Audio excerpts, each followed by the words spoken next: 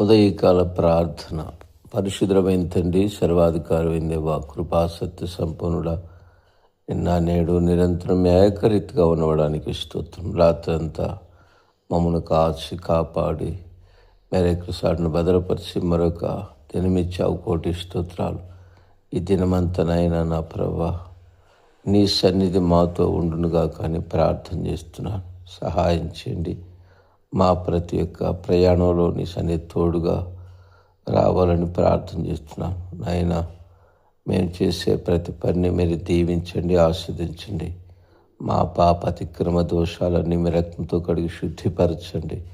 నైనా నా ప్రభా, బుద్ధి జ్ఞానం సర్వసంపదలు నీ యందే గుప్తములై ఉన్నవి.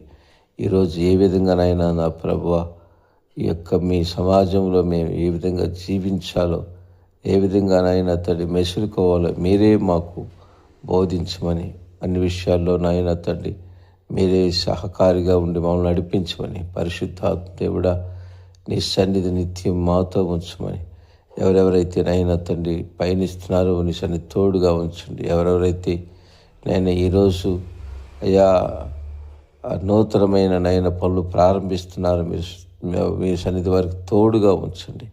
ఎవరైతే నైనా ఆర్థిక సంబంధమైన అవసరాల కోసం ప్రయత్నం చేస్తున్నారో వారి ప్రయత్నాన్ని మీరు దీవించండి.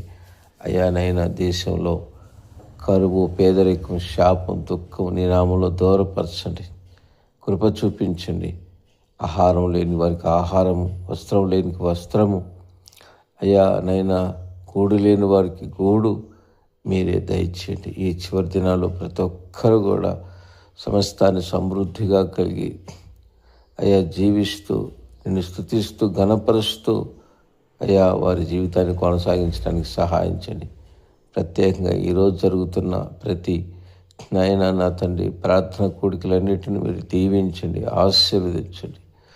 అయ్యా నాయన నీ నామంలో చేస్తున్న ప్రతి కార్యాన్ని సఫలీకృతం చేసి సకల మహిమ గంత ప్రభావాలను మాత్రం పొందుకోమని, ఇంకా రక్షణ కోసం సిద్ధపడుతున్న వారిని మీరే దర్శించమని, బలపరచమని, కృప చూపించమని యేసయ్య పరిశుద్ధ నామములో ప్రార్థన అడిగి పెడుతున్నాను మా పరమ తండ్రి.